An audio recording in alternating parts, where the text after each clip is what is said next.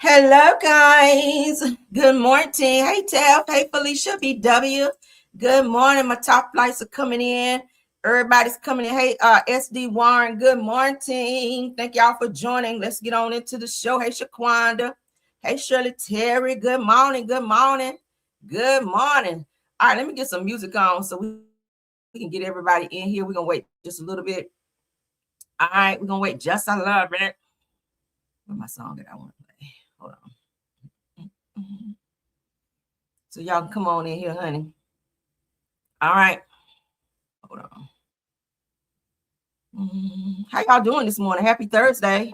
Happy Thursday. Happy Thursday to everybody. I hope you guys are having a wonderful day thus far. Okay. Get some music on as you guys come in. Good morning. Good morning. Let's girl. Good morning. Good morning. Good morning. Tracy Ray, good morning. Just now. Good morning. How are y'all? Hey, good morning. Good morning to me. Good morning. Good morning. Good morning. Good morning. Good morning.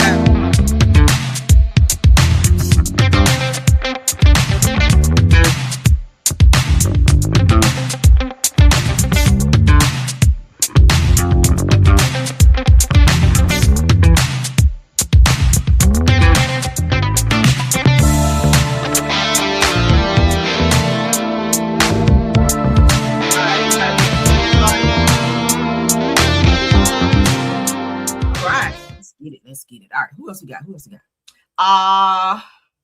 Doris Bailey. Good morning, ma'am. Good morning.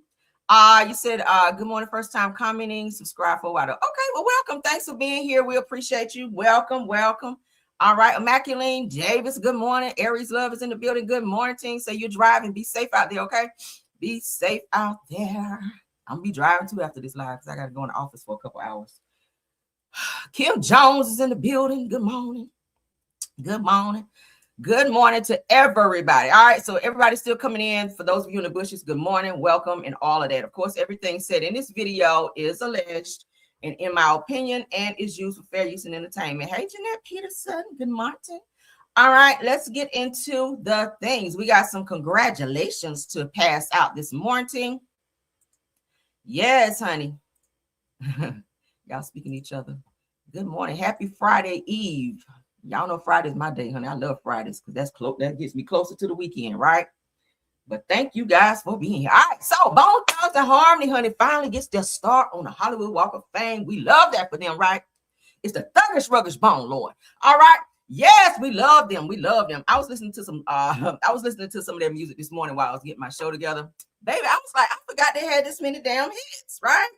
Crossroads and Child. It's so many. But yes, so shout out to them because baby, and they still together doing that damn thing. They all still look great. Okay, they still out here doing the damn thing. So shout out to them, Bone Thugs and Harmony. Let's get into it, honey. Shout out to Real 923LA. He's a legend right here. Yes, honey.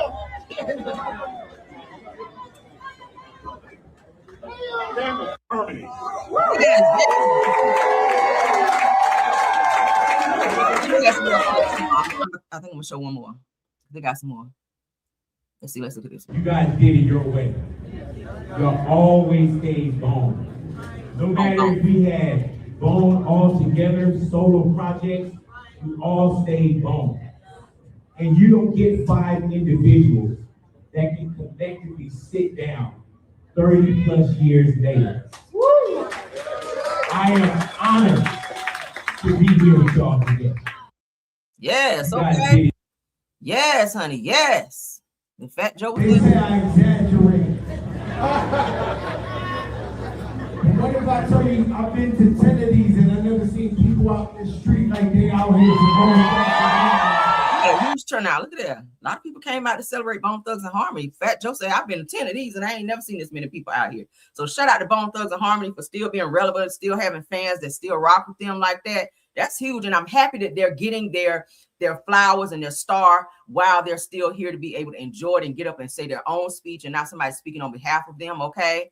Right. So shout out to Hollywood for stepping up and recognizing that Bone Thugs and Harmony paved the way for a lot of these artists out here right now. And a lot of artists are sampling their songs. It's a lot of people out here who still love Bone. I'm a huge fan. Shit. I rock a lot of it. I'm still rocking their music. Here, I might blast some music today. I'm gonna put on my damn baseball cap and get in my car, get in my thug mode. Hold on. Yeah. And yeah, play me some Bone Thugs and Harmony. And I might roll, I ain't gonna roll my window down because it's too hot. But yeah, hell. All right, so let's finish.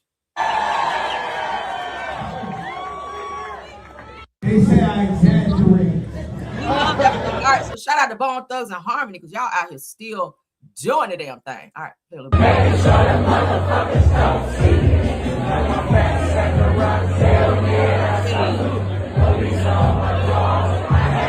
Okay, we didn't play too much, but y'all see the words. They know all the words to their songs and stuff. Child, listen. I wish I could have been there. I'd have been there, crip walking and all that shit. All right, let's get into the next topic. All right, so congratulations to them. Any Bone Thugs and Harmony fans in the chat? Yes, honey. She said, "See you at the crossroads." I told y'all that video scared me, y'all. I can't hardly watch that. Y'all said, "Get it real." Y'all got a little thug side, child. I do. Let me mess around and cut on my rap music in the car, my trap music, baby. I'm a different person. I promise. I be, that be me in the car. They be like, "What is going on with her?" Girl, okay, but yeah, see you at the crossroads, girl. That video scared me, but the song is hot. Okay, that's still a knock. And you put that in the car. Okay, yes, God, put that bass behind it too. Shit. Okay, y'all know, honey, that right there, that still rock out. I still be on that shit. All right.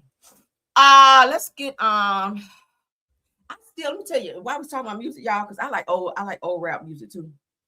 I can't remember that group. But it's an old rap group. Y'all remember that song "Smoking on Hay" in the middle of the barn? Y'all remember that shit? Oh my God. That song came on. I was in the car the other day and I heard it. I was on a different station in my car. Child, that song came on. I was like, oh my God. I ain't heard that song in so long. Y'all remember that song? "Smoking on Hay." Smoking on hay in the middle of the barn. Y'all remember that? That song used to buzz back then. But okay, let's get into it. Y'all like that old school rap, honey. That new shit that they playing now. Crucial Conflict. Come on, Lord. All right. Thank you. Crucial Conflict. That's, ooh. I'll tell you, that song used to knock too. That song still hit. Okay. They're like, they'll be getting it. But let's go. Don't get me started, honey, because I get excited over some good music. All right. This new shit they playing though. You don't know what they saying. The music be, some of the beats be good, but like, I like to hear the words to the song. All right. I want to feel that. If I can't feel it, you hear mumble rapping like the Migos, I can't get with it. But let's get into this because we got an update on this person right here. Hey, okay, that's my ish too. Come on, Miss Audie. Yes. Okay, y'all feel me? Y'all like good music, honey. That's some good music right there. Crucial Conflict is the shit. I don't know what nobody else talking about, but that's shit. All right. Shout out to Hollywood Unlocked. Okay, Dallas Cowboy player. Y'all remember we covered this story. We haven't talked about him in a while. Rest in peace again to him. But Dallas Cowboy player Nolan, who passed away by way of suicide, was diagnosed with CTE. We have a lot of football players. I'm nervous because my son is a football player as well. But a lot of these guys, they when they experience CTE, a lot of them they don't know that they have it until they get diagnosed with it, of course. But it does kind of affect the way that they kind of move and kind of react and act rather in different circumstances and situations. But he did have CTE, y'all. Y'all remember that whole situation when he was on like a high-speed chase and they were trying to find him.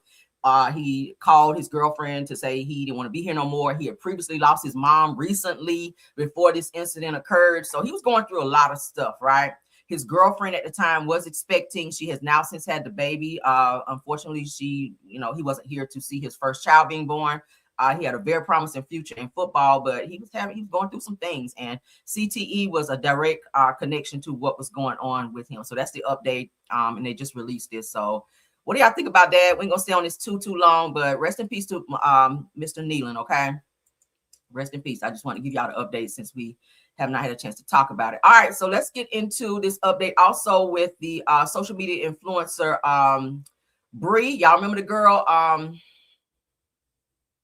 with the Lamborghini. All right, we kind of covered it. So another person who was in the car with her when the car got shot up has passed away. So let's give y'all the update on that. All right, what is it? Dream Doll Bree, I think it's her name. I did not have the luxury of watching her, and nothing against her. I don't even know her. I hadn't even heard of her until this incident. But she's a social media was a social media influencer, and they said she was really good on TikTok and other social media platforms. Okay, I do like to support other content creators and influencers who are out here doing their thing. So big up to her for doing that. Obviously, she was doing well if she's out here riding around in what she was riding around in a Lambo. Shit, okay, that's in a Lambo SUV as well. But let's get into it. A second victim who has died after a triple pow-powing in Miramar over the weekend, unalived, an influencer, and left another injured, police said on Wednesday. Now, according to the Miramar police, it said that the victim was identified as 21-year-old Arthur Lee Johnson III. Now, the pow-powing happened as two men and one woman were heading westbound in a lime green Lamborghini Urus on Sunshine Boulevard.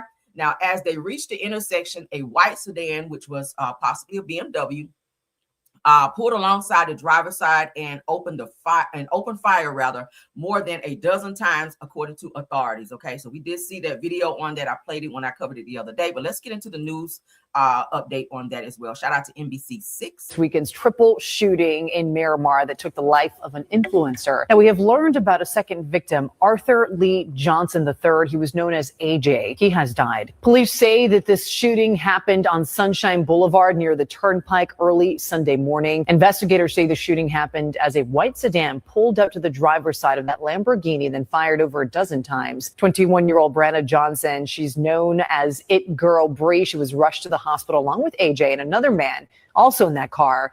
Brianna and AJ both died. That shooter is still on the run for this weekend's triple shooting. Now, Black community, let me talk to y'all right quick, okay? Because somebody knows who did this shit. This was obviously a hit, okay? This was obviously a hit. I know that a lot of people say, oh, I'm gonna mind my business, I ain't saying nothing. And a lot of times in the hood, people don't speak up because they don't want to be an accessory or be a victim, okay? They don't want to be a victim because, hell, people will spin the block, and if they start to talking and giving names and stuff, they can also be in the lineup of somebody who's no longer here, right? A lot of people be scared to speak up when they know things. But if you know something, there is a way that you can, be low key about the shit when you say it. But people out here losing their lives. This girl did not deserve to die the way that she did. She had nothing to do with whatever beef was going on. She was just a driver, and they just happened to be in her car. I feel like they were the people that powed up her car were after the two guys that were in the car, because there was an altercation that popped off prior to them going wherever they were going, probably home. But Bree just happened to be there. I kind of was reading up and looking at a lot of videos. She was there at the time of this altercation. They hopped into her car, so unfortunately her car got sprayed up. You guys saw the whole side of her car. Now I see why a lot of celebrities get these bulletproof cars. Go ahead and bulletproof their cars. A lot of these celebrities, they will do that because of situations like that. You don't know who might have some type of beef with you and want to take it out on you. You could be out riding in your car and they spray your shit up and you ain't here no more, right? So you got to watch who you hang with and who you fraternize with and who you. I don't let everybody in my car. I'll tell you that right now. All right, you stand out there all damn day like this if you want to, bitch. You won't get up in my fucking car because I don't know who you got beef with and they ain't about to spray up my shit, okay? Hell no. If I don't know you like that, nah, I'm sorry. Say what you want to. Yes, it is hot. It is. You knew it was hot before you got your ass up out here. But you won't be getting in my car, getting on my good AC and getting my shit shot up. So watch who you fraternize with. Watch, okay?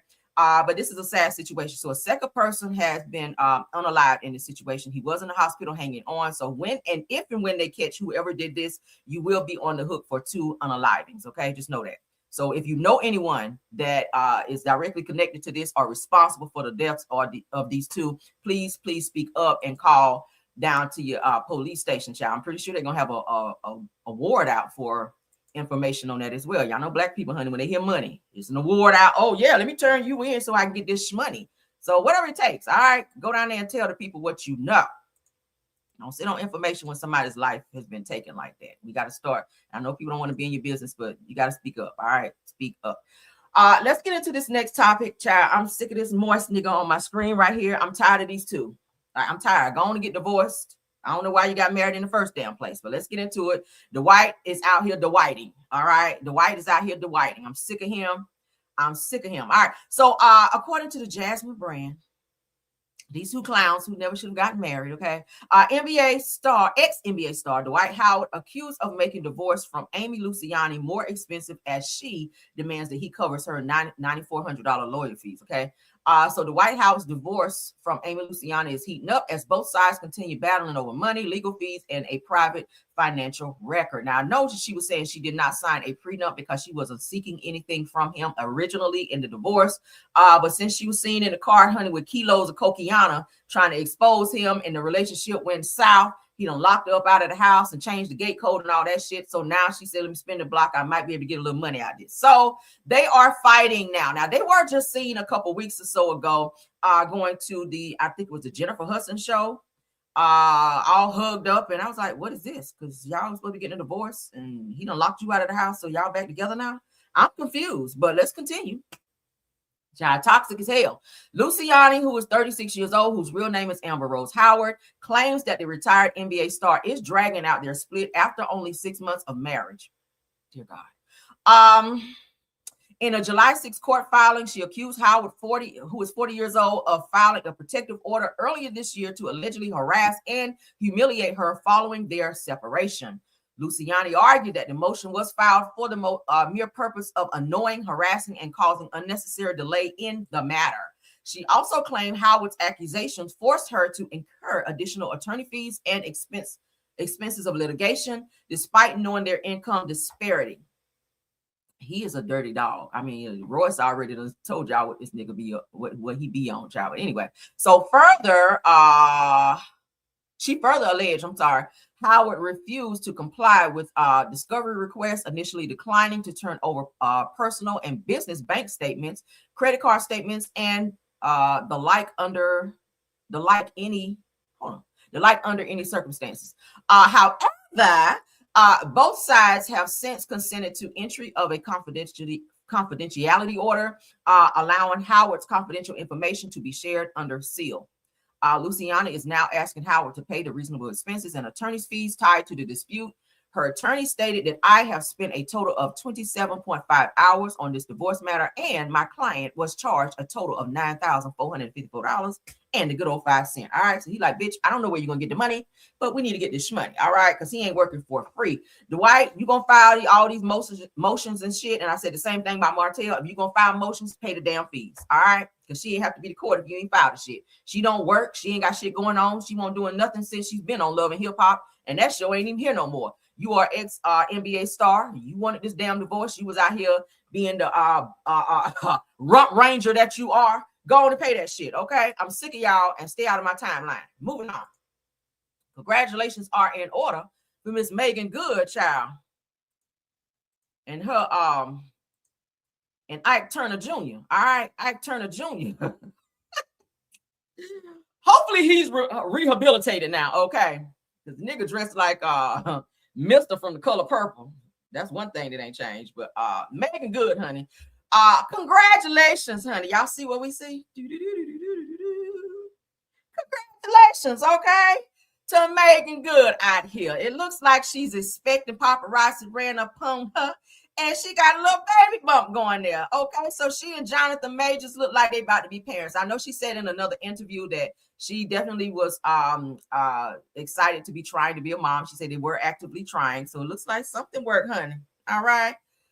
Yeah. So I guess they're gonna be together now for real because she is expecting child. So hopefully he take care of this child because the other one he don't take care of. You know, because he was paying the child support for his other baby mama. Was that shade? I don't know. But yeah, so congratulations to Megan Good. Okay. Right here on my show. Okay.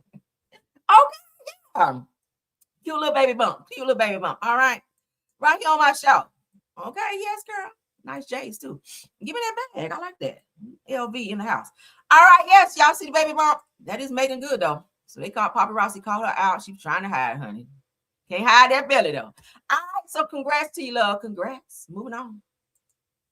Congratulations. All right. Hopefully that Ike Turner spirit be up out of him, baby. Before the baby get here. All right. Get him some rehab before that baby get here. Because I don't want him in there hollering and waking the baby up. Because you know he got an attitude problem. All right.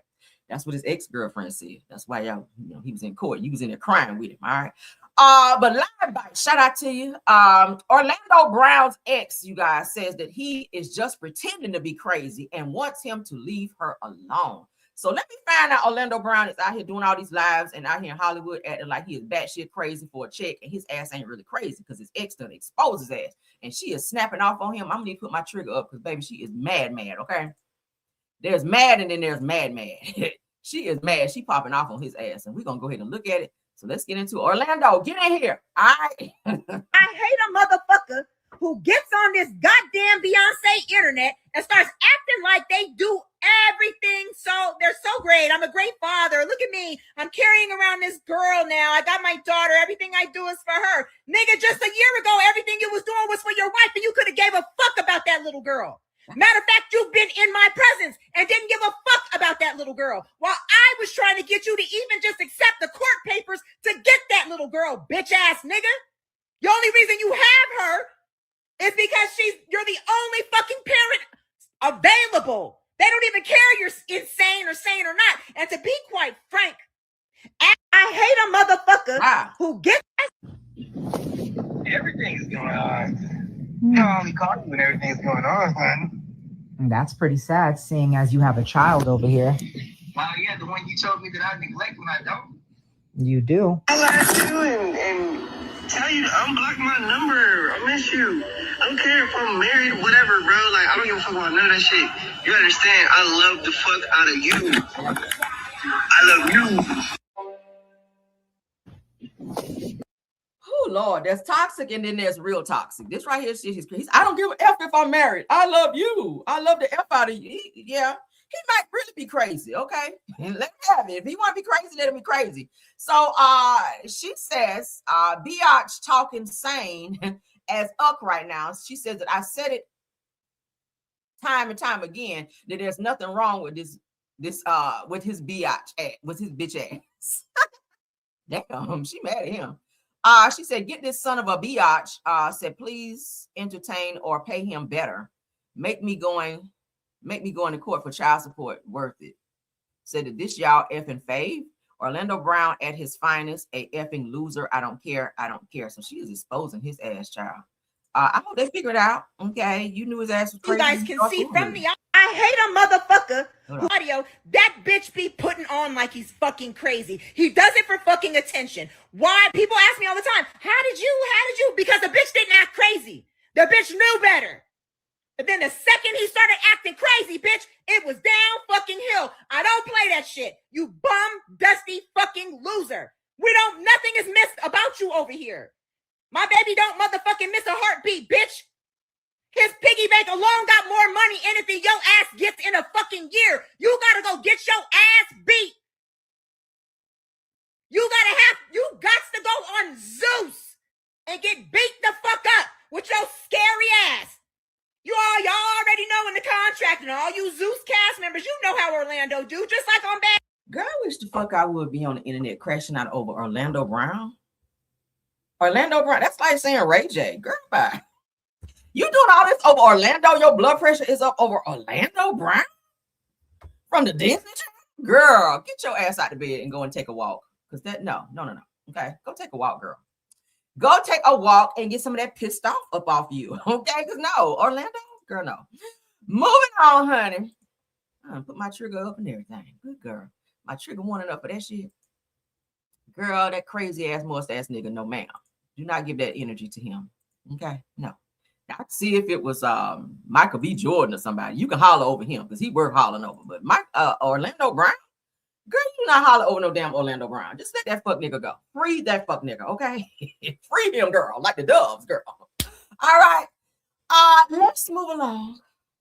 Ooh, girl. People is out here crying and hollering over Orlando Brown, child. That's when you know the Lord is soon to come right there, okay? Jesus is soon to come when that shit happens. I'm telling you. All right, so let's get into this. The next crazy person, child. Big Tigger's soon-to-be ex-wife. Her ex is now speaking up because apparently she done fucked him over too. So let's get into it, honey. Update on an imprisoned man who accuses Big Tigger's wife of lying about him, R-wording her, said that she threw herself to the ground and pretended to be beat up because he declined to have sex because she was stinking out here. She was smelling like a crab ball in there. And he said, I shall not stick my schlong upon you. And she fell out on the floor like she did when she snatched Big Tigger's phone and was humping the floor and said, I need it now. Okay. And he said, fuck no. I'm not fucking about being here fucking your stinking ass in here. Get your ass up and go take a bath. Like the old people say, go bathe in here. But she said no, because I'm crazy and horny. And yeah, so he went to jail and whatnot over her funky ass, her crazy funky ass. This is her down here in the damn mugshot. So let's get into it. His name is Ramon, a nigga like Ramon. Ramon Jordan, child, at 10:16 a.m. says, first of all, okay, y'all know when somebody started off, first of all, they about to up and read your ass down, okay? First of all, thank you for all of your efforts to clear my name. He said that I can only hope that this momentum can have an effect on me being released from her sooner than later. All right, this nigga said I'd rather be in jail than around your ass. He said that is the ultimate goal for me because I knew that Shawty was crazy and this shit was up.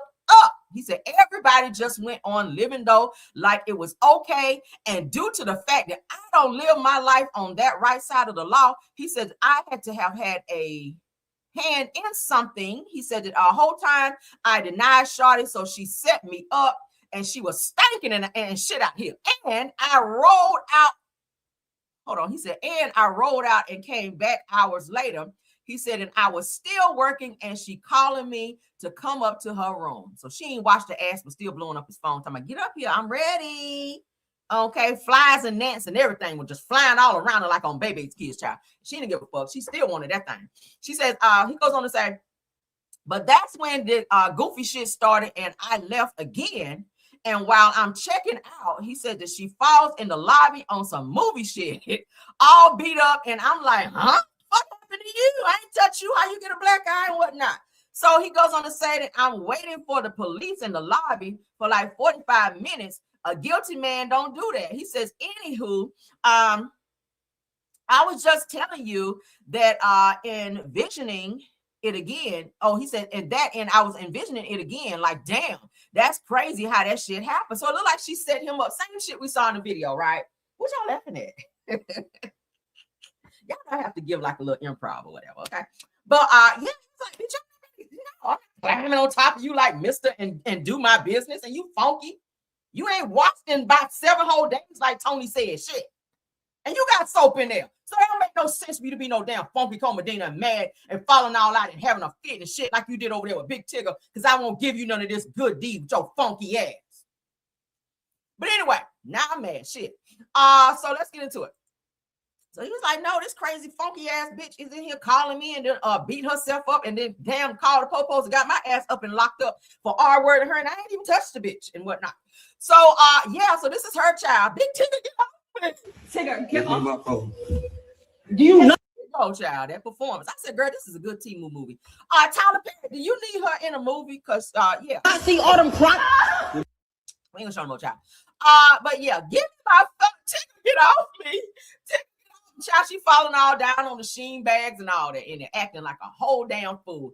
But yeah, now her ass is in jail for that warrant for not telling her baby daddy where their child is and whatever, because she's been hiding the child since what, 2019 or so, and then left the child in the car. We talked about it. She left her child in the car to go in and gamble at a damn casino for like 8 or 10 hours and whatnot, right? From like 6:30 a.m. And they found the child like well into the evening. The child had nothing to eat, drank, and was sitting in the car peeing all over herself all goddamn day while her stupid ass was inside in the AC, eating and drinking and losing all her damn money and her damn mind. Oh, but her mind was lost when she went in there. But that's why your motherfucking ass is locked up now. So where is this child at?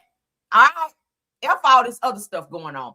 Tigger, you listen, go on and file for divorce. She locked up now. Don't worry about it, okay? So I don't know. I'm gonna be honest with you guys. I really thought that Big Tigger was on some bullshit, but now that I see the type of shit she be on, I guess I'm riding with Tigger again, right? I guess I'm riding with Tigger again. Or am I? Because I got to go look at that other video where you pushed her into the door. If you pushed her into the door, I ain't fucking with neither one of y'all. I don't do DV on no level. All right, pick one. I don't do no level. But let's keep going. Okay, but yeah, this nigga here said, bitch, you was out here stank, girl. You was funky Medina, and I don't about you was over there smelling like K. Michelle. Y'all know they said K. Michelle was funky. That's what Mano said. Mano said, child, he went under the blankets and he was getting ready to munch down there, girl. Baby, he said it was damn near maggots. He thought that the WAP done died under the covers, child. I said, oh, hell no. Not that, child. He thought he was at a funeral under them covers. Baby, he said that's an unalive body under these covers, baby. The gnats and the damn, the gnats and all the damn worms and everything under there, child. Oh, Lord, he had to call the coroner for your walk because your shit was gone, girl. It was gone. But anyway, let's get into this case, Lord. Oh, girl. Girl, they had to call the coroner van to back up to your house because, baby, they said your walk was dead in there, girl. Oh, Jesus, I can't. Girl. Oh, Lord, what is wrong with me this morning, y'all? Y'all point your hand my way because I don't know what's wrong with me. So let's get into this case. We got some more updates, you guys, with this Ben Crump. I'm going to give you some more time on my show. All right, I'm trying to fuck with you again. I don't know. But let's get into this Nolan Xavier Wells case because we got some updates, all right? Rah. Oh, my God. You said, Caramel, you wake up sleepy. Girl, I don't know. I'm on something this morning, y'all. I don't know what's wrong with me. And no, I ain't on no medication, okay? I'm all right.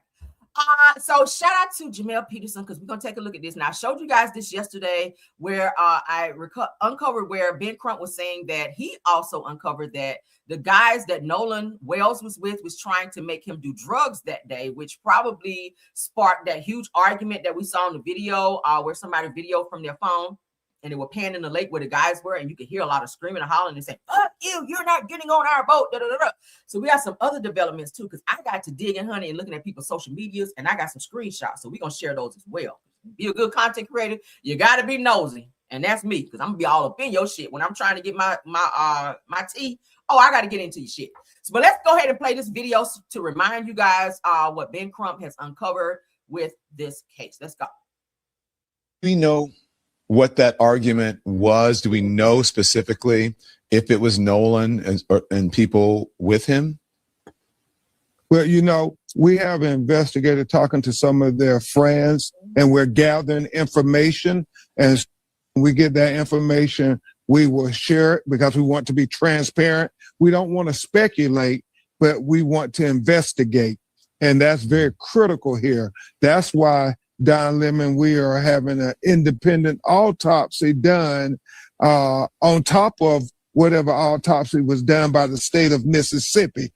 We're going to have him flown to a medical examiner in Washington, D.C., where his body will be preserved to do an autopsy to study every aspect of if he had any physical injuries to his body beyond drowning.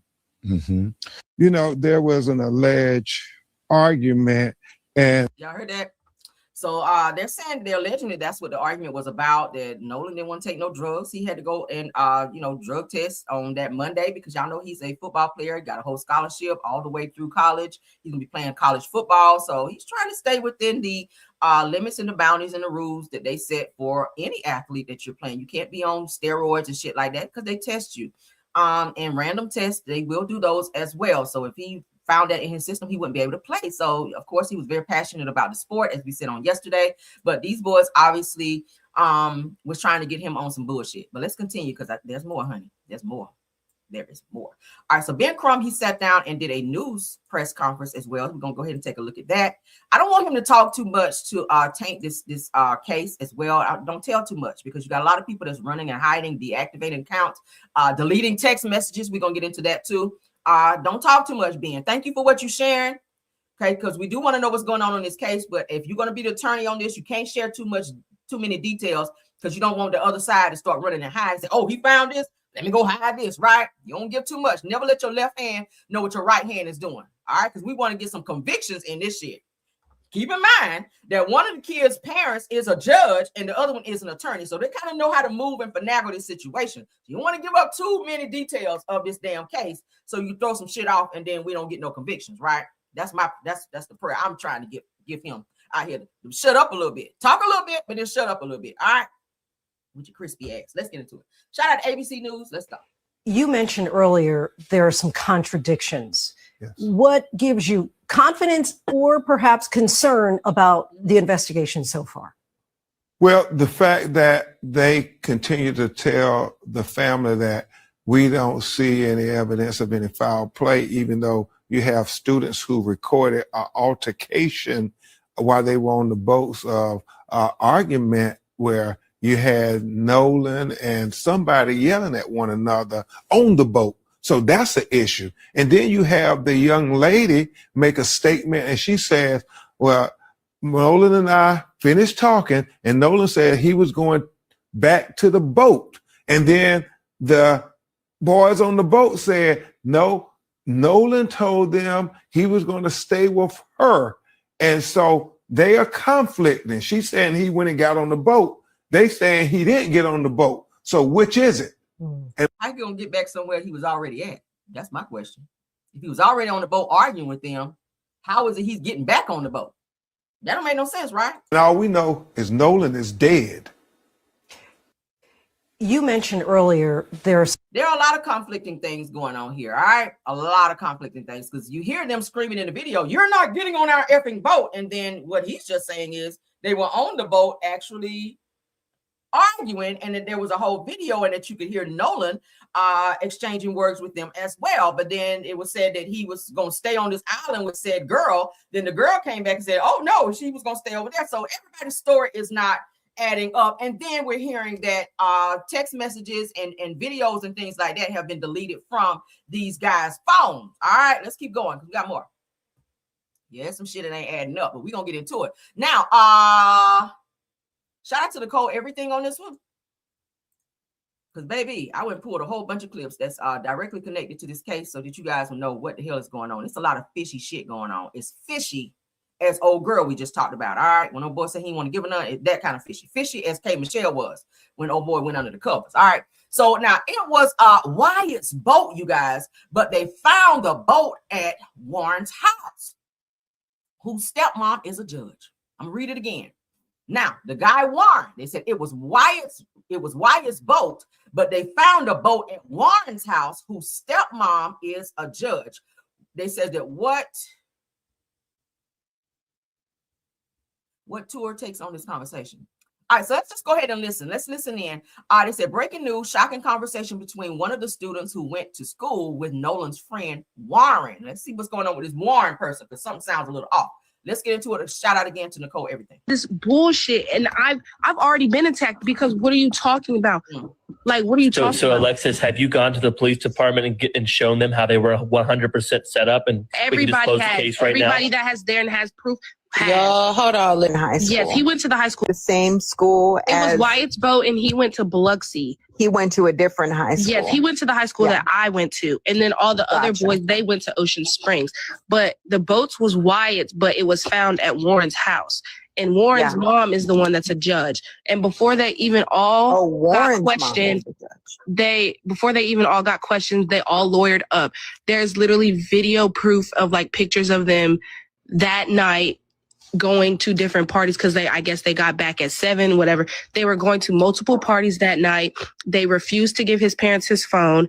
And then the next day they were caught downtown eating. And when somebody asked them, like, what are y'all doing? Why are you not out looking for your homeboy? They said verbatim, they already think we did it. But that was really just like, it was 100% set up. And then they tried to flip the script, and they even had random people, like when they first went to the police, they said nobody remembers.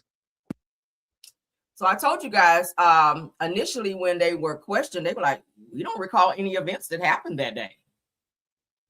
Like, how many drugs was y'all on to not remember anything when he was fully there with you? You invited him there, right? I feel like they did something to him. I do.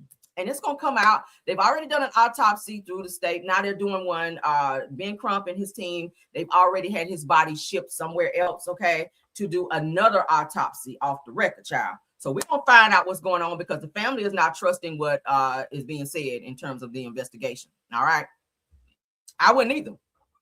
Because look at Karmleo, right?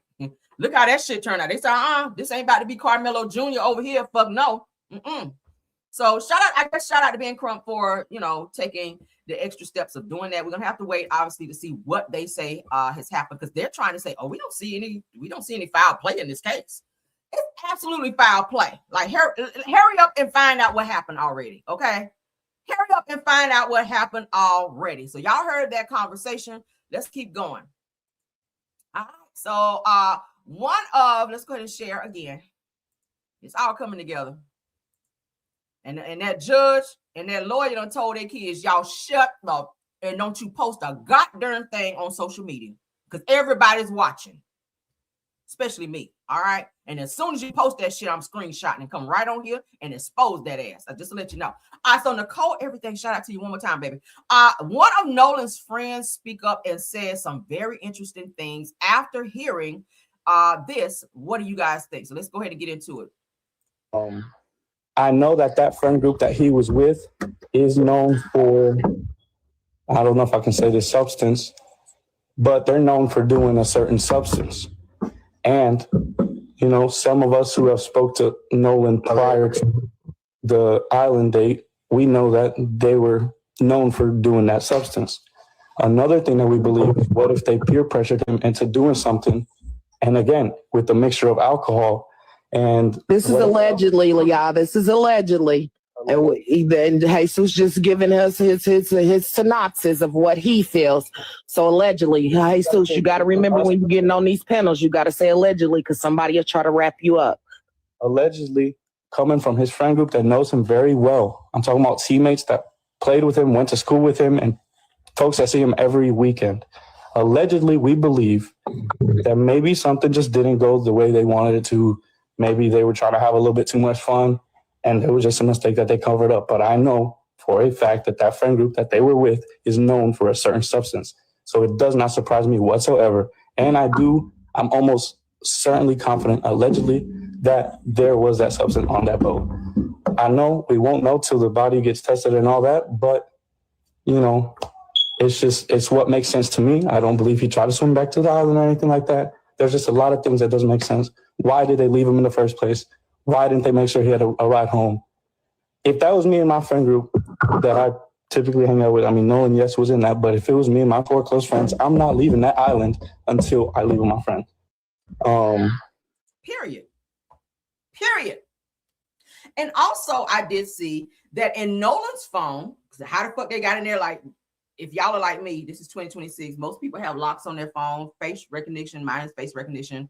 But how did they get into his phone? Because several messages and things were deleted from his phone as well. I saw in another publication in Nolan's phone. So whoever went into his phone and deleted it definitely had something to do with it.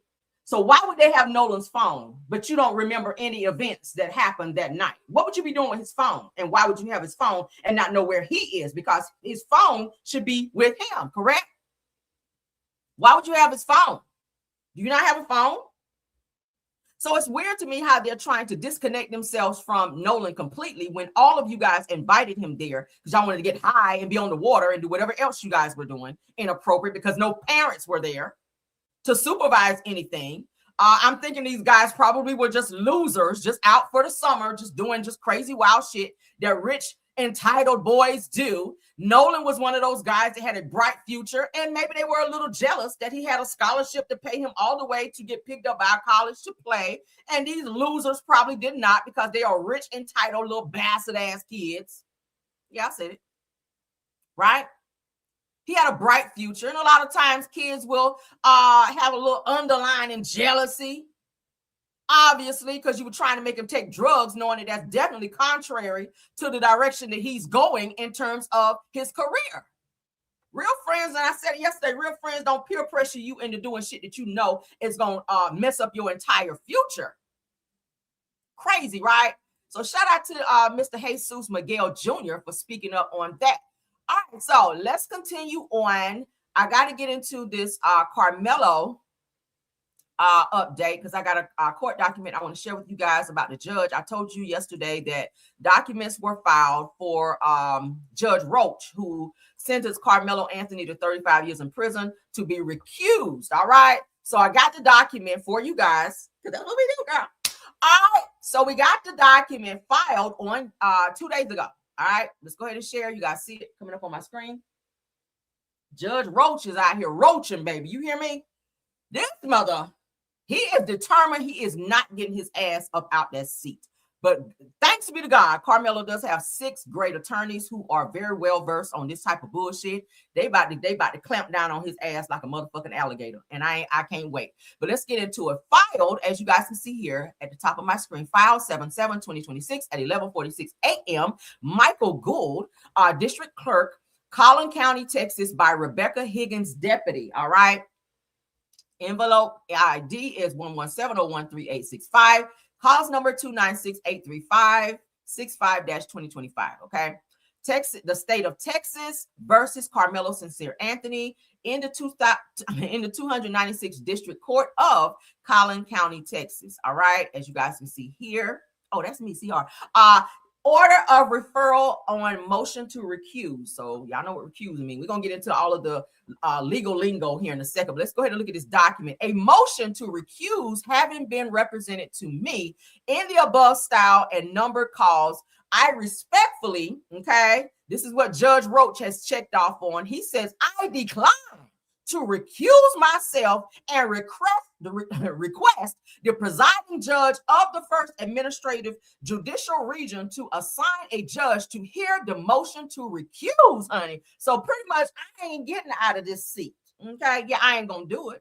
So that's what Judge Roach is saying. He checked off, he declined to recuse himself, meaning get the fuck off the bench. All right, since you done up and sent somebody to prison for 35 years, and I'm getting ready to show y'all what we uncovered too, and he might want to go ahead and check that next check down there because your ass about to get exposed here. So let's get into all pursuit to the provisions of Rule 18A, Texas Rules of Civil Procedure, signed 7th day of July of 2026. Judge presiding. All right, y'all see it there? Order of referral of motion to recuse, just one page, as you guys see, page 101, at 11:58 a.m. And y'all see all of that. So this is a real document. This is a court document. All right, y'all see it there. All right, so the judge said, I ain't coming up off the bench. But why are you trying to hurry up and retire real quick, since this case has now been sent to an appellate court? Why is that? Because they're about to uncover some shit. And I am too, because I ran across some stuff last night. I was up late last night pulling stuff so I can show you guys what is going on. But let's get into it, child. Karmleo, we got you, baby. Don't worry about it. You about to come home. You about to come right on home, baby. Might be a 7th. You might have a 7th attorney on your case. Karmleo Colombo over here, baby, because we are pulling shit for you. All right, we're gonna make sure you let's get into this court what is this? The news thing, child, that I done pulled up. All right, because this talks about the most updated information on Karmleo. Let's get into it. Shout out. Let's go. Team is asking for a new trial and a new judge in the case. Last month, the 19-year-old was sentenced to 35 years in prison for killing Austin Metcalf at a Frisco track meet last year. In the appeal documents filed Tuesday, Anthony's new attorneys say his constitutional rights were violated due to the lack of public access to the trial and the speed at which the hearings took place, including a Saturday court date when the defense says many witnesses were not available. In a separate filing, the legal team is asking for Judge John Roach to be removed from all appeal proceedings after they say he made problematic comments during a TV interview following the trial. Y'all hear that? So coincidentally, Judge Roach filed a motion to have Karmleo's case removed from one county to Collin County, right? Now, in doing that, coincidentally, why was the case on a good Saturday when nobody's available to come and testify? Did that sound weird? You want to make sure that you can have things, you know, and even if they can't be there, you subpoena their asses to be there, because testimony is definitely important when somebody's life is on the line and someone's life has been taken. If someone saw something, knew something, can be a witness to something, why would you have the case on a good Saturday? And why did y'all rush through the case? Why did it take only 24 hours for you guys to hear the case, transport him down there after sentencing him to 35 years in prison? Like, it just seems weird to me. Judge Roach, you were already out of order when the shit began. You were already speaking on Karmleo being found guilty before you found him guilty. right? Like, that's why, let's play it one more time so you guys can hear, because this shit here. Legal team is asking for a new trial and a new judge in the case. Last month, the 19-year-old was sentenced to 35 years in prison for killing Austin Metcalf at a Frisco track meet last year. In the appeal documents filed Tuesday, Anthony's new attorneys say his constitutional rights were violated due to the lack of public access to the trial and the speed at which the hearings took place, including a Saturday court date when the defense says many witnesses were not available. In a separate filing, the legal team is asking for Judge John Roach to be removed from all appeal proceedings after they say he made problematic comments during a TV interview following the trial. All right, y'all hear that? He was already out of line before his ass even began. All right, so now let me spin the block back because I got to show you guys the other documents that I ran across. Sorry to keep flipping back and forth, but I've got a lot of stuff that I need to show y'all in terms of this Karmleo case because I want to make sure we cover everything. All right. So let's look at some things. All right. This motherfucker on my screen, Roach. This Roach on my screen, honey. 296 Judicial District Court. Judge Roach Jr. All right. What is a motion to recuse? Let's go ahead and educate a little bit. All right. For those of you that don't know what recuse means, we keep hearing that word, but let's go ahead and give a legal lingo of what this means. All right. A motion to recuse a judge is a formal request asking the court to remove the judge from a case because there is a legitimate reason to question the judge's ability to be fair and impartial. We see that did not happen in Karmleo's case, correct? All right. What is a motion for a new trial? Now, a motion for a new trial is a formal request asking the trial court to set aside the jury's verdict or the court's judgment in a bench trial and conduct a completely new trial because a significant legal error, which we saw, or injustice occurred during the original proceedings that happened in Karmleo's case. Let's continue. We just saw that. That's the court document to recuse where he said no. All right. Let's get into some stuff, honey. All right. Let's get into this because this is like transcript from the case. This is important. All right. Should I have showed that on my other one? I got more. All right, I'll go ahead and read it up. All right. So they said that these witnesses about various statements that they had made to the police on April the 2nd, 2025 regarding Austin and Hunter Metcalf being easily triggered, having a loud mouth, being passionate, not allowing themselves to be disrespected. Number 14, some specific examples include, let's go. Austin's a really big guy, and he's kind of like the aggressive guy on the team. Austin, the one which is no longer here. All right. Now, Austin got the same way that he got during the altercation is the same way that he got with some of us. So these are some of the testimonies, okay? And the Mellow kid, something or whatever, and then he that didn't make sense.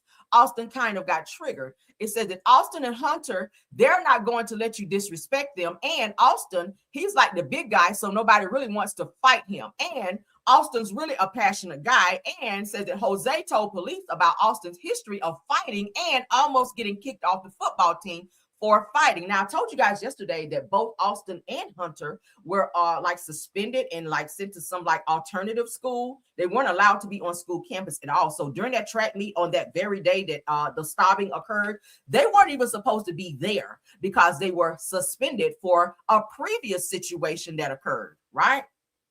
Let's keep going. All right, so it said, I've known Austin for a while, and if Austin is about to get into a fight, you can tell. So that Austin can be a bit aggressive at times, and he has a bolder mouth sometimes, right? So they said, if the prosecution did not call any of these witnesses, the defense was ready to call them during the defense's case in chief and questioned them as hostile witnesses. So this is why they kept Hunter Metcalf out of the court proceedings. So Hunter did not show up in the courtroom, I'm finding out, until it was time for him to give his victim impact statement, right? To say, oh, you unalived my brother, and he got up there doing all that crying. He was not in the courtroom, period, you guys, while any proceedings were done in Karmleo's case. right? They didn't want him there at all because they didn't want him being questioned about anything directly connected to this case. And I'm getting ready to show you guys here in a second. All right, there's some fishy shit going on. The defense intended to call witnesses who themselves were victims of the Metcalf twins' violence and bullying. The defense intended to question Memorial High School teachers about the Metcalf twins' disciplinary history contained in their school records, which corroborated their character for violence and bullying. But their parents got up there, oh, my sons, this was just, both of them were wrong. Both of them were wrong. The mother got up there, oh, you know, my sons are just great kids. And I just don't understand how this could have happened. They don't bother anyone. That was the mama. I said, bitch, shut up. Okay? Shut what they call the fuck up. Because look at what this is saying here. Your sons have a history and their teachers were going to even testify. So wasn't it convenient for them to have the case on a good Saturday when nobody is fucking available? Y'all see this? Let's continue. And finally, the defense intended to elicit testimonies about the Metcalf twins' arrest for racist graffiti. Girl. Now, in a good faith reliance upon the agreement, the defense did none of this. Now, the defense even limited the questions of witnesses about statements that they made about the Metcalf twins being triggered, having a loud mouth, being passionate, etc. That had been deemed to be allowed under the agreement in abundance of caution to avoid opening the door. So they didn't want any questions about the violence or past history of the Metcalf twins. They wanted to focus solely on Karmleo, stopping him, unaliving him, the violence that happened on that day, not what led up to that, or the reputation of the boys who were directly connected to this case. That's important, right? Because it shows motive. It shows motive. That the way they set it up, they made it seem like Karmleo was this problematic guy who sat under their tent, who came there, brought a knife. We got to say it that way for YouTube sakes, just to pop off with some type of altercation in hopes of running into Austin and Hunter Metcalf that day, and that he initiated an argument, even though his own father said that his son came 5 steps down, 5 bleachers down to confront Karmleo and told him, you don't belong here, get out of our tent. So we have several witnesses of people who were ready to testify about the Metcalf twins' behavior and prior incidences, and the judge would not allow it. Why? Why? Because you were just at the Metcalf twins' house for a fucking barbecue and a house party? That's a conflict of interest. So yes, you should be off the case. Yes, you should not be a part. No, you should not be a part of further for the whole appeal that's getting ready to come up. He wants to stay on this case because he wants Karmleo to sit in prison for the 35 that he sentenced him to. But guess what, sir? You got 6 great attorneys that's on this case that's uncovering some stuff that should have been brought into testimony during the time that Karmleo was being sentenced. It's weird to me that y'all would not allow Hunter to be even in the courtroom during testimony, that he could not be cross-examined in this case when he was there. Right? He was there. He was a part of it. He put hands on Karmleo. So why was he not questioned? Y'all painted him as being he's the grieving twin brother. He was directly connected. Furthermore, because the prosecution had made it very clear that the defense calling any psychological related expert would open the door to character, reputation, and extraneous evidence pertaining to Karmleo. The defense chose not to designate any expert, or ultimately chose not to call as a witness the neuropsychologist to discuss how Mr. Anthony's, check this out, epilepsy impacted his perception of threat and response, as that is relevant to self-defense. Come on, Lord. I'm going to read that again. Did y'all hear that? That was even taken into consideration in this case. You got to come home, Karmleo. Let's read it again. The defense chose not to designate any experts and ultimately chose not to call as a witness a neuropsychologist to discuss how Mr. Anthony's epilepsy impacted his perception of threat and response, as that is relevant to self-defense. Now, notice in this case, all right, notice in this case, the jury asked the judge, could we consider self-defense in this case? Judge Roach immediately told them no, first-degree unaliving, because he wanted to be able to sentence Karmleo. He wanted to be able to sentence Karmleo to 35 years in prison. Self-defense would have gotten him probably off, because I feel like an agreement was already made with the Metcalf twins that he was going to sock it to Karmleo in this case. Some type of agreement, in my opinion, right? Self-defense would have gotten him a lesser sentence to where Karmleo could have been out. And the Metcalf parents did not want that shit, right? They felt like our son is gone. Give him the maximum amount of time that you can give him. But let's continue. As they're saying that Karmleo had epilepsy, that was definitely relevant in this as self-defense. And a forensic psychologist to discuss both brain development of a 17-year-old as well as the fight or flight response as it is applied to Mr. Anthony's actions. Woo! Can I be on the case? I've never been to law school, but I'm so passionate when it comes to anything legal, law. That's why I tell people don't fuck with me, because I'm so thorough. I can represent myself in court. Take me to court. I don't need an attorney. That's just how thorough my ass can be. All right, I can be an attorney. All right, but let's keep going, because I found some more stuff, y'all. I'm so excited about this. Oh, girl, I'm so excited. All right, so hold on, because I got some more stuff. There's more. Hold on.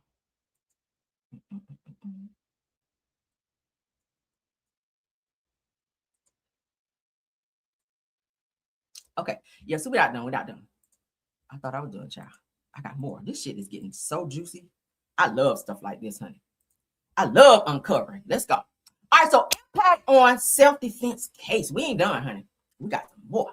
All right. Y'all still with me? I'm glad I got a slow day. I can chat.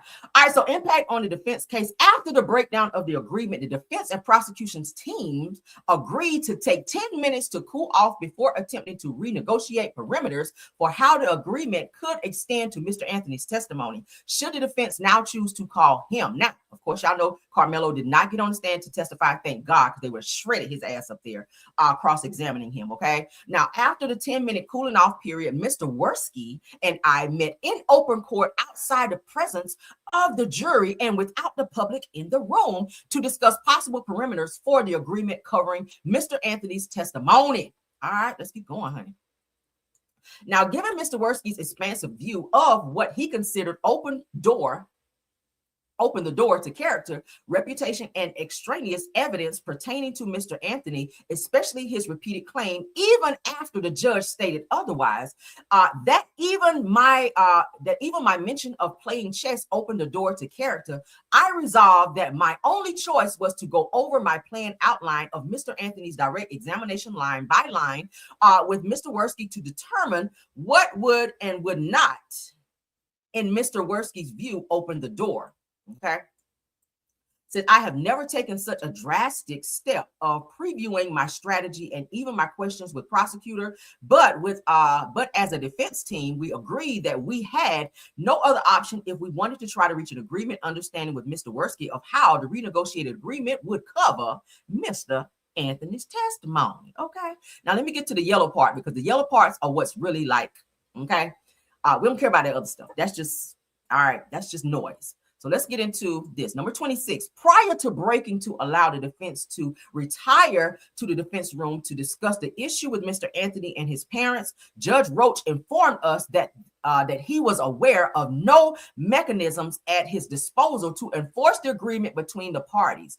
Furthermore, Judge Roach informed us that he saw no way for Mr. Anthony to testify without the door being open. For example, if he said that he brought the knife, for YouTube's sake, by accident, or said that he was scared, etc., that would also almost certainly open the door to character, reputation, and extraneous evidence of some sort. Now, to clarify the issue, I proposed a hypothetical scenario that if Mr. Worski claimed that the agreement had been breached in some way, if I and even the judge felt that Mr. Worski was operating in bad faith, that the judge was stating that he could not enforce the agreement, would have to make a ruling based on the, let's keep going, Texas rules of evidence alone, and that in all likelihood the door would have been open. Judge Roach confirmed that this was the case.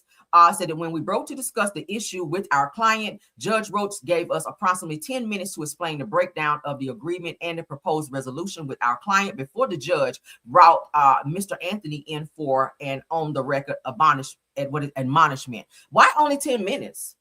This is somebody's life on the line. Why the rush? They rushed this entire case. 10 minutes to discuss like a pack of papers, to give a breakdown of evidence and I guess educating the person that needs to know what the fuck is going on in this. Only 10 minutes. He didn't give a fuck, right? Let's keep going. Number 28.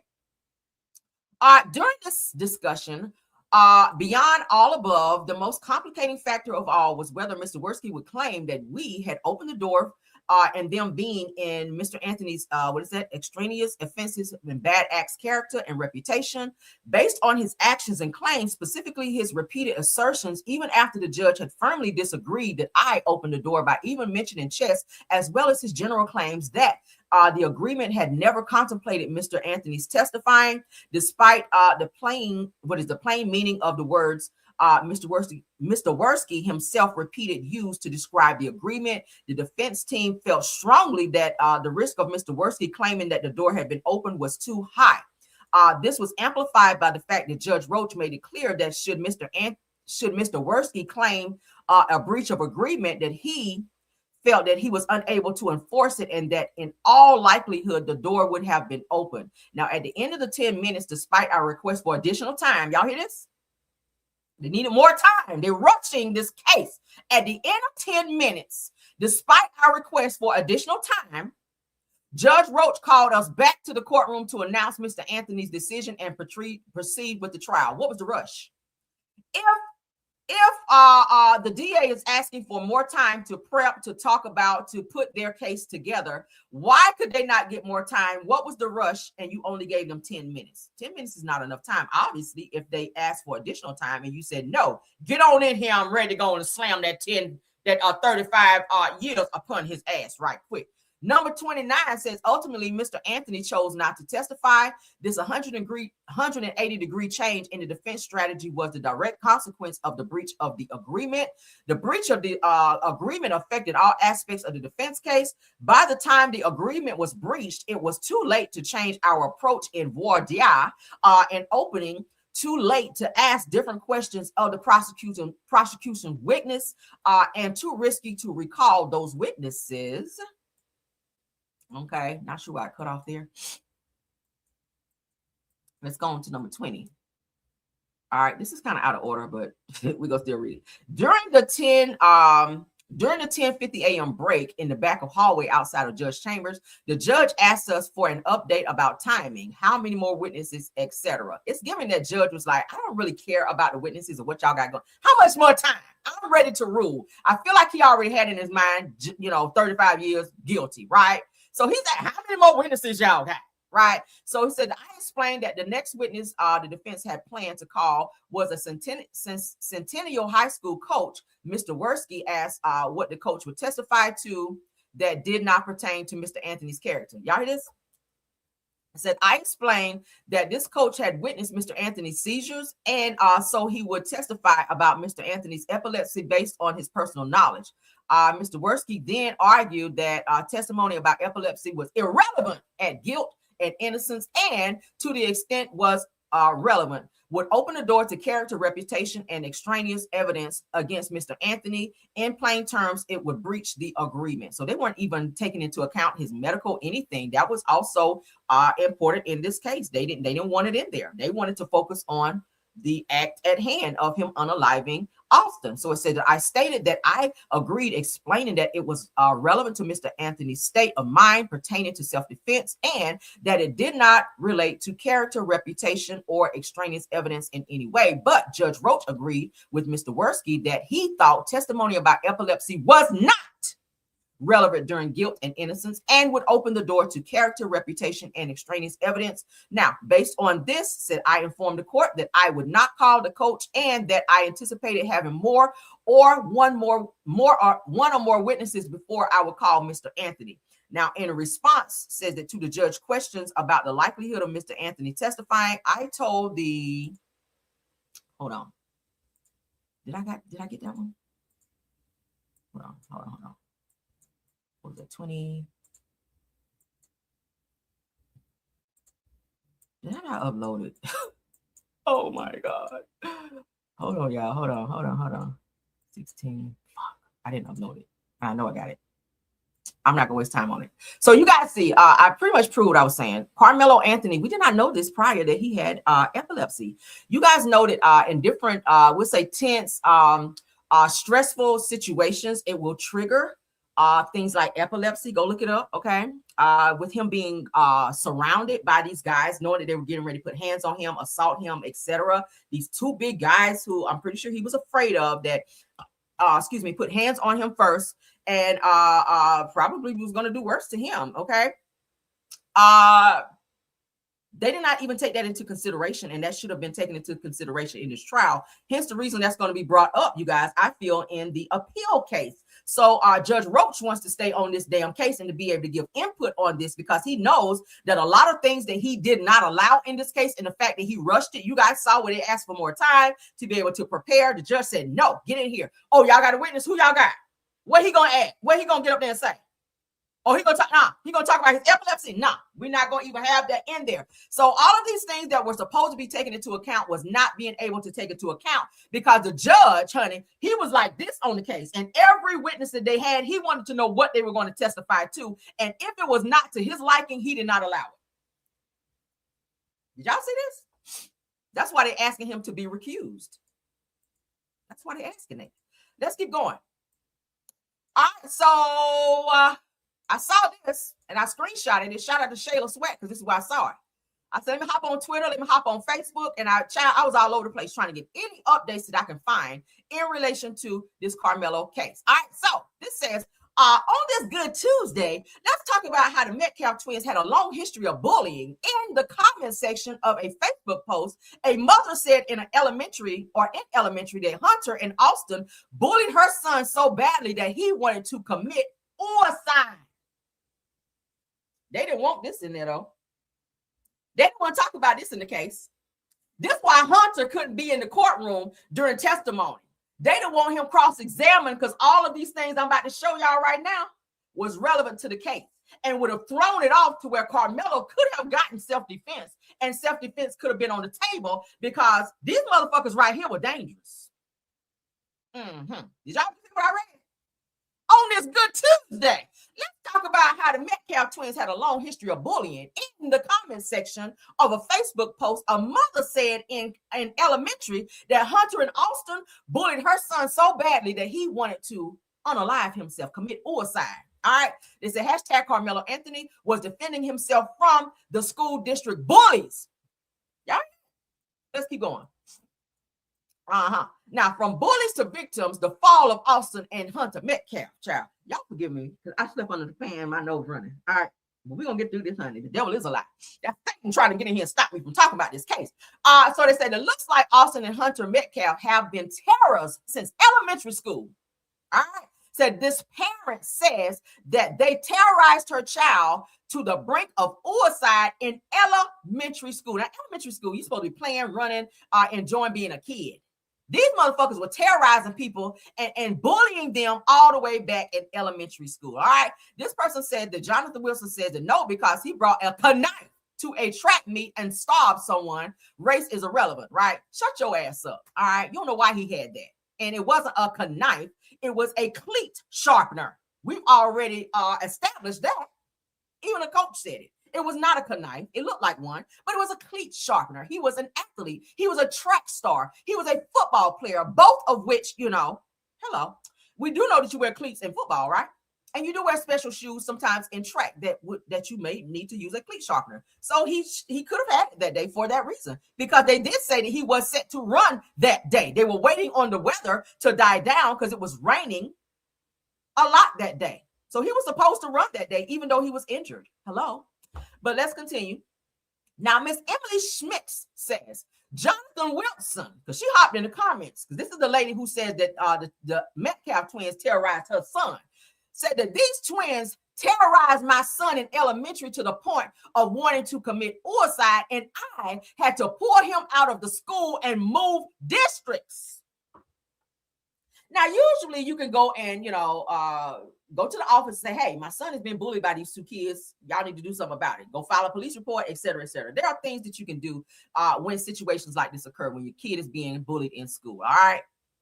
And it was so bad to the point where a child in elementary school did not want to live anymore because the Metcalf twins were totally poking and provoking this child to the point that they wanted to unalive themselves. Said that no life should ever be lost, but I hope the full story comes out. So this person had to move their child from that school to another district because the Metcalf twins have connections. Their uncle is the fucking warden where Karmleo is currently housed, right?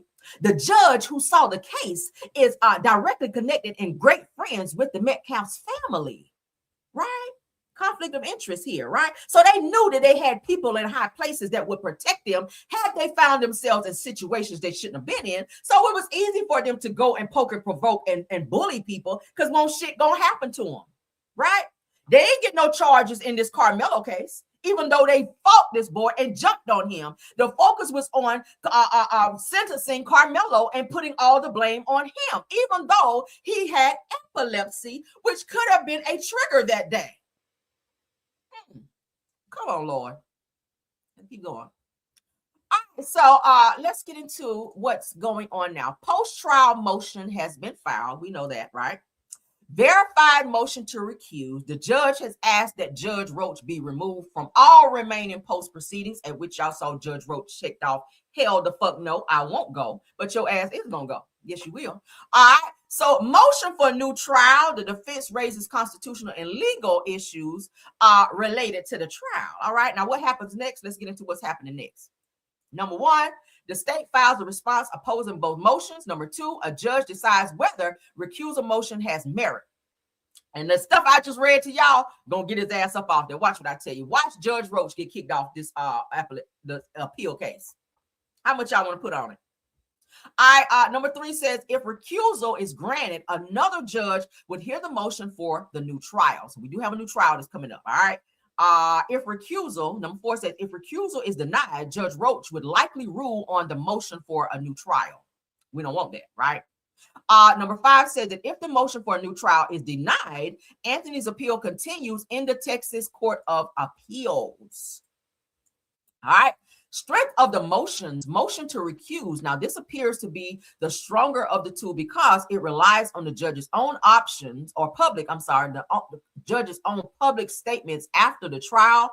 Now, whether those statements create an appearance of partiality under Texas law will depend on their content and context. Okay. Motion for new trial. The constitutional claims are serious, but they are often different to prove. Success will likely depend on evidence beyond the allegations in the motion. Bottom line is that both motion raises that court routinely analyze the post-trial proceedings, but neither filing by itself indicates that a new trial and recusal will be granted. All right, so justice for Karmleo. What do y'all think about all this stuff that we just shared with you guys? So it's kind of going in the right direction. They just got to get Judge Roach's ass off this fucking case. He is refusing to get off, even though he said he's going to do an early retirement. You're getting ready to get off the case anyway because you're going to retire. So now that you see that an appeal has been filed, you're trying to stay on this case, and we know why.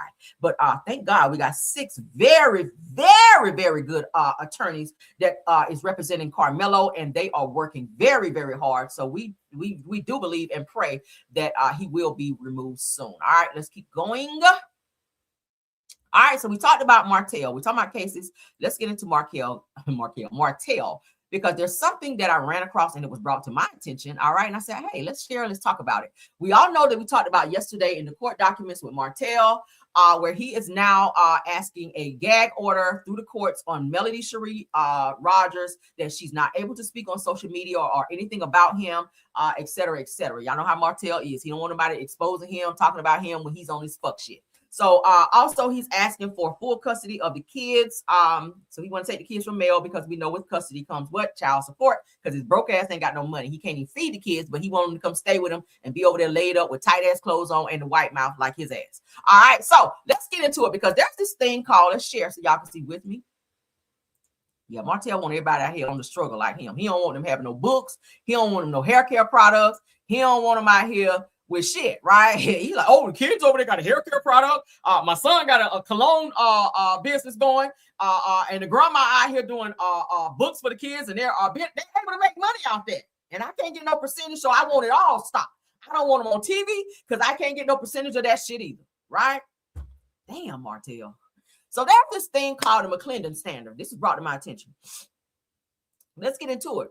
And we're going to read it in connection of what Alabama says, because they're in Alabama, all right? So the McClendon Standard is a strict legal test applied in Alabama child custody modification cases. Melody, if you're watching this, baby, let your attorney know about this if they ain't already looked into it, okay? I'm trying to help you this morning. All right, so established in 1984 landmark case, Ex parte McClendon, it requires the parents seeking a custody change to prove that circumstances have materially changed. The child will materially benefit from the change, and the benefits outweigh the disruptive effects of uprooting the child. Now, let's break that down. Do we feel that the children will be in, it would be in the children's best interest to fully be with Martell versus with their mother? No, I feel that all children should be with both parents if both parents are deemable to be great parents, right? If both parents, especially the father, wants to be in the child's life, they're making money, they're working and able to help support the child, because you can't raise a child off just love. Children got to eat, children got to have clothes, children want to be in sports, children want to go on vacations. All of those things are wrapped up and tied up into being a parent, into raising kids. So Martell, you've already proven, Melody's already talked about that. He was very mad when she said that on national television. I just had to take food over that. Let me say it in her voice. I just had to take food over that other day because you couldn't even feed the kids. Y'all remember that? When he came to the little what was it, little coffee shop? Y'all remember? And he thought he was doing something because he paid for a cup of coffee for Mel with his broke ass. And then when she told him, I gotta go because I got a flight to catch, he was mad as fuck, and she was dressed bad to the bone too. He was like, who the fuck you going to see? Don't worry about it, because this ain't show what no more. She was on that shit. All right, but anyway, let's get back to this. The McClendon Standard basically breaks down, is it deemable for there to be a change in custody for the children? All right, with circumstances changing, I don't see anywhere where Melody is unfit as a parent to take care of her kids. She loves her kids. She's taking care of them.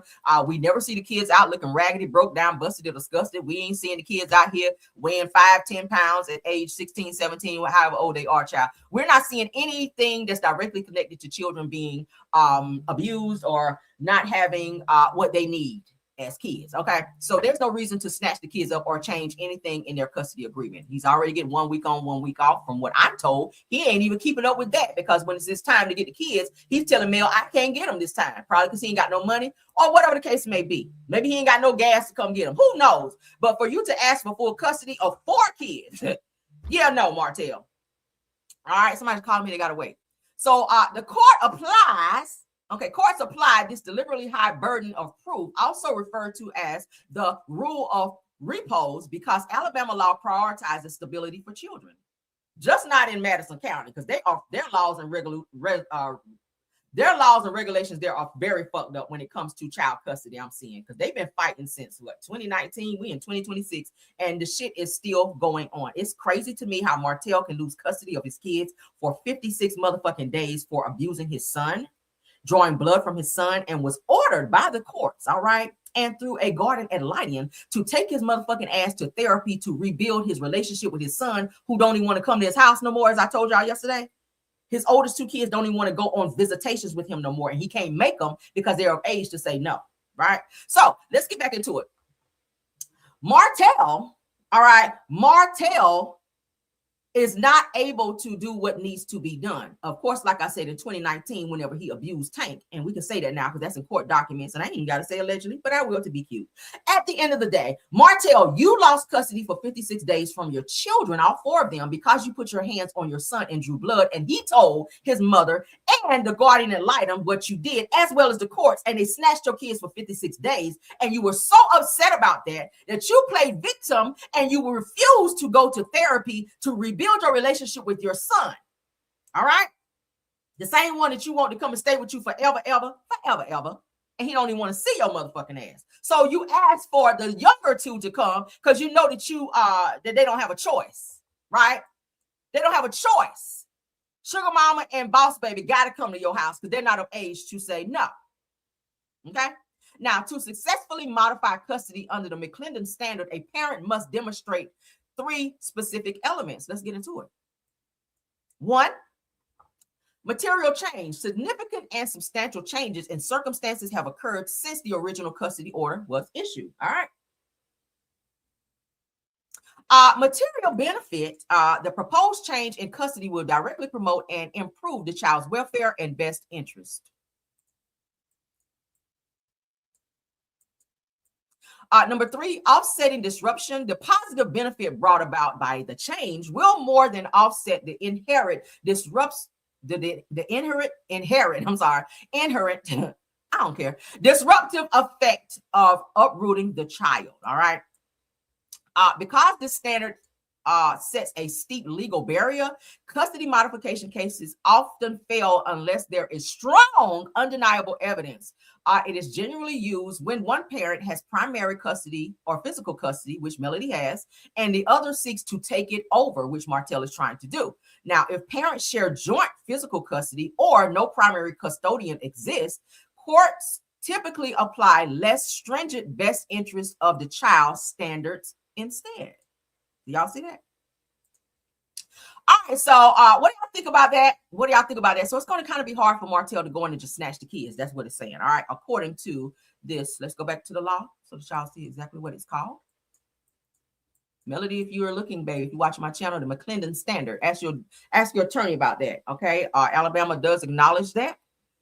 Alabama does acknowledge the McClendon standard, which was established in 1984. All right, that's going to help you, girl. Let's go ahead and get into the reality TV portion of the show.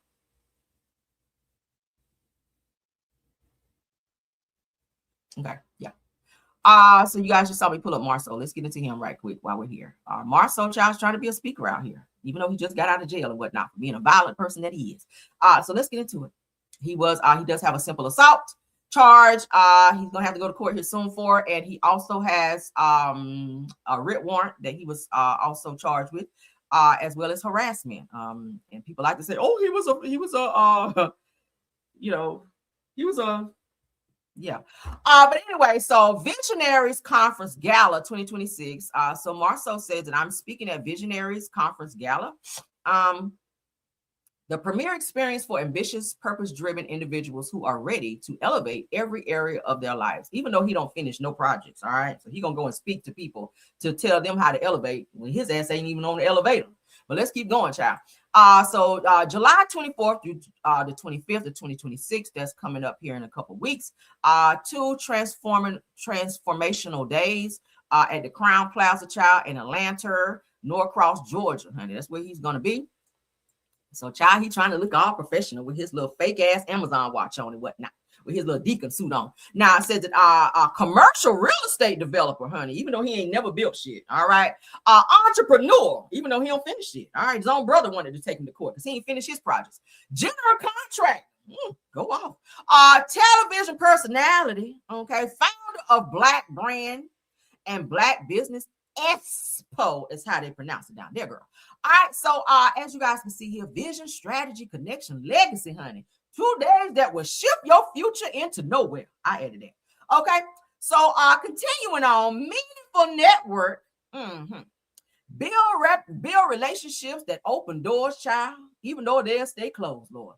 Mindset and motivation, elevate your thinking and elevate your life, child, even though he just had to go to jail. Go off, child. Now, industry experts and strategies, learn from leaders Hope not him, girl. Apply real strategies, even though he has none. Now elevate your area of your life. Okay. Business, wealth. I ain't even gonna speak on the wealth. All right. I done showed y'all what that shit was. Health, relationships, even though he got a different address from his own wife, Lord. Okay. And legacy, Jesus. Okay. All right. Now secure your tickets today. This is a money grab. All right. It's a money grab for some fuck shit. Now, man. Visit the visionarygala.com to get your tickets today, child, to go and be lied to, Lord. From this person on my screen, okay? You know, went got a nice little shave and everything. Got his hands folded just like a professional. Okay. Then went and got his Amazon watch in there out the dresser, girl. And he is ready to tell you nothing. So go off, okay? Moving on. I got a more. All right, ain't got no more. I'm tired. All right, so y'all need it. I hope y'all got something out of that because I sure didn't. Was that messy? Oh my God, the nerve of them. Okay, the nerve of them. I cannot even take him serious, y'all. I can't take him serious at all. All right, so we got 2 more topics, and I gotta go, y'all. Ooh. I feel like I took too long on the on these cases. Jesus Christ, that was a lot. So Love and Marriage DC's alum Ashley Silver, you guys, says that her show pitch was ignored before a very similar series landed on Netflix, you guys. She says she is legit in tears. I know she mad. So she came up with this show idea that she was pitching. I said, this sounds like some Carlos King shit, because I told y'all how he's done several people that pitch shows to him, say, hey, I got an idea about this show, right?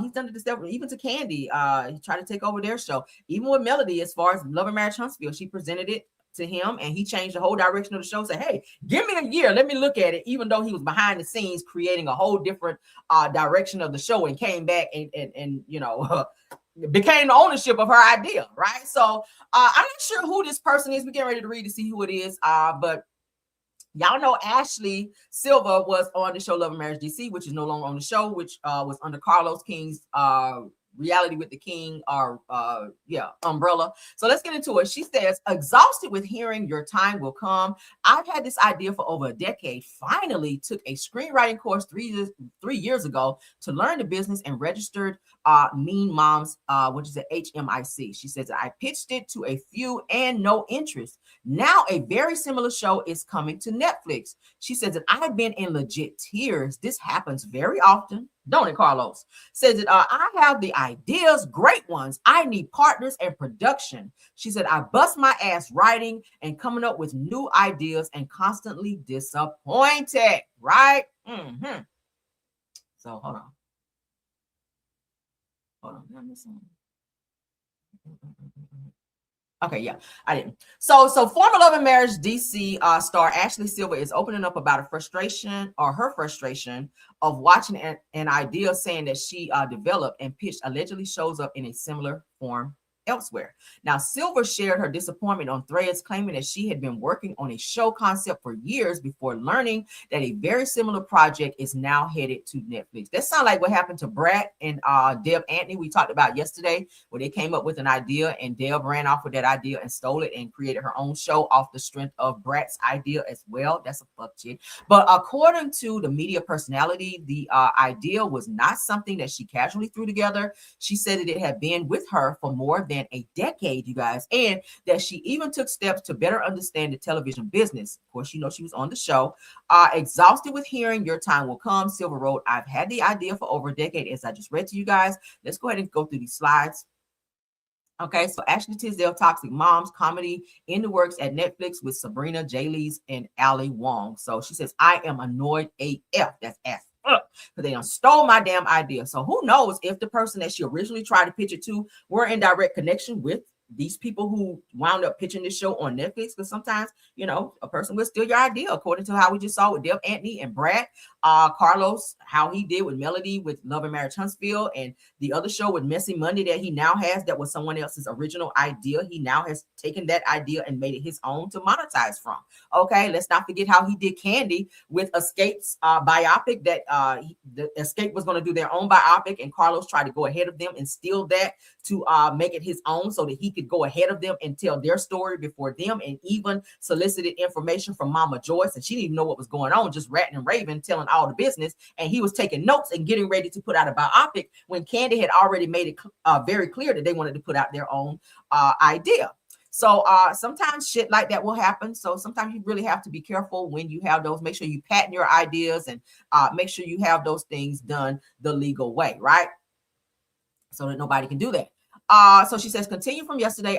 She said, I know no idea is completely original. She said, I'm not saying I invented anything. My disappointment comes from the fact that this isn't the first time that I've had an idea that ended up looking very similar to something that later became successful for others. Did she have an experience with Carlos? Because she was working with him on Love and Marriage DC, honey. Said that back in 2010, I wanted a millennial talk show comparable to The View, but with Black hosts who were in our 20s and early 30s.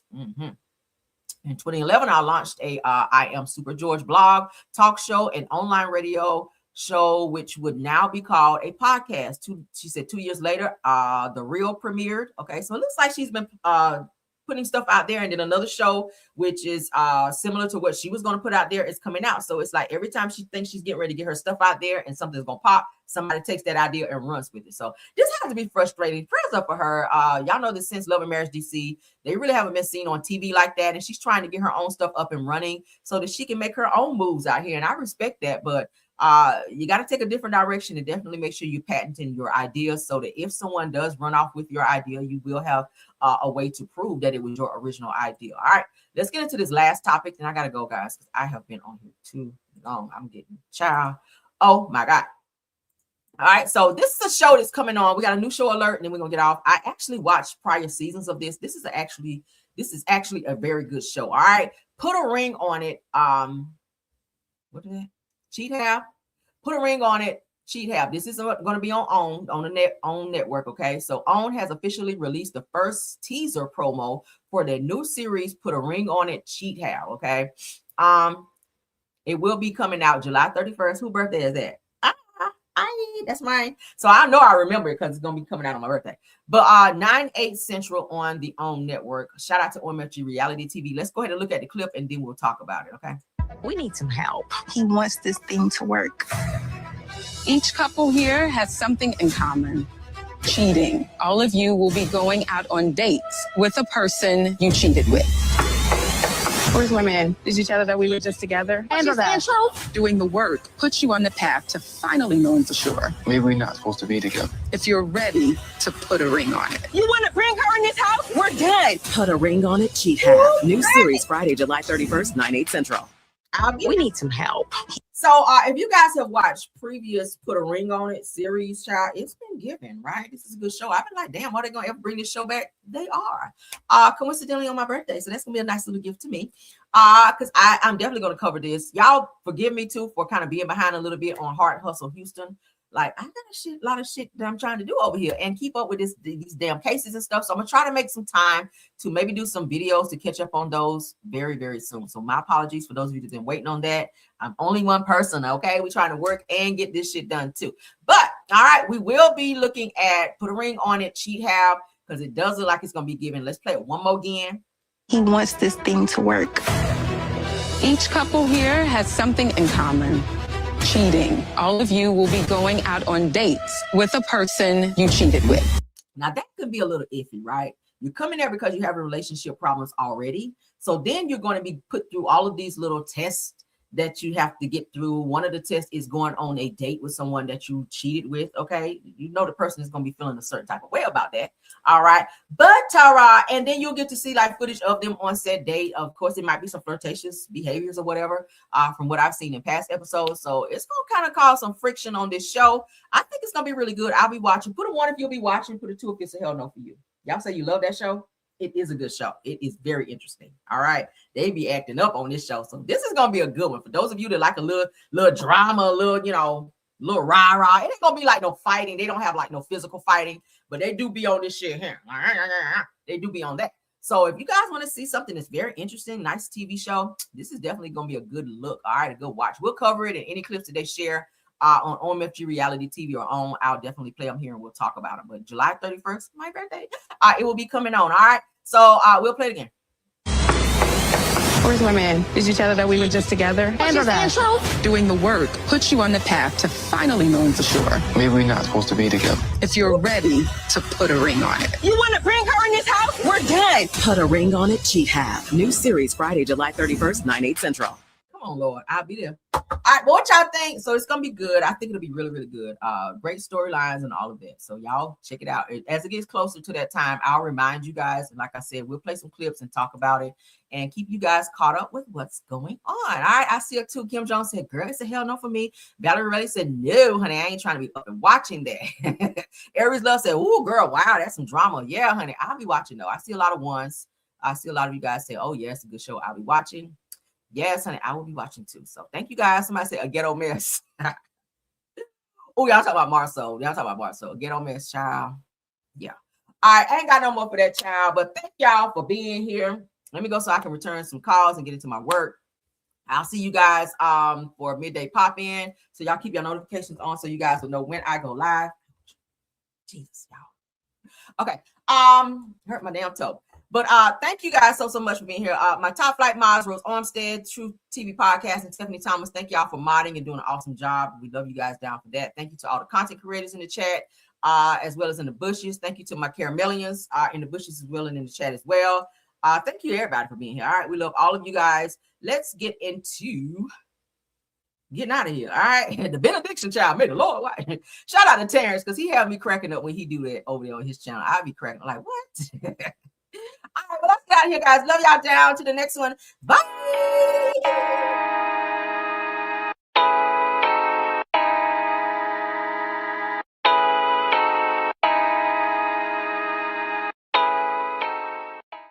Hey. Yeah. You already know what time it is. It's your girl, Caramel. Let them know. Yeah, you know it's your girl Caramel. Yeah, you know it's your girl Caramel. Stay coming through, giving all the people hell. She got the dopest type in tea, can't you tell? If you want the real spill, ring that bell. Join the Caramelian crew right now. Whole squad lit, we don't back down. Kick back, relax, enjoy the show. But hit that like button though. Stepping in the room, whole vibe shift quick. Pressure on 10, yeah, the tea stay thick. No cap, no filter, straight facts I spit. If it's hot in the streets, I'm addressing it. Caramel dripping, sweet but savage. Mic in my hand, I do real damage. Comment section jumping, crew stay active. Caramelian gang interactive. I don't sugarcoat, I activalize. Real recognize, real every time I slide. If the drama too loud, I ain't amplified. Cause you know that she's a vibe, certified. Yeah, you know it's your girl Caramel. Stay coming through, giving all the people hell. She got the dopest piping tea, can't you tell? If you want the real spill, ring that bell. Join the Caramelian crew right now. Whole squad lit, we don't back down. Kick back, relax, enjoy the show. But hit that like button though. Like, coming, subscribe. We outside. Like, coming, subscribe. We outside. Caramelian crew worldwide. Turn the volume up real loud. She a whole mood, no doubt. Yeah. It's your girl, Caramel. Stay vibing, stay subscribed. Let them know.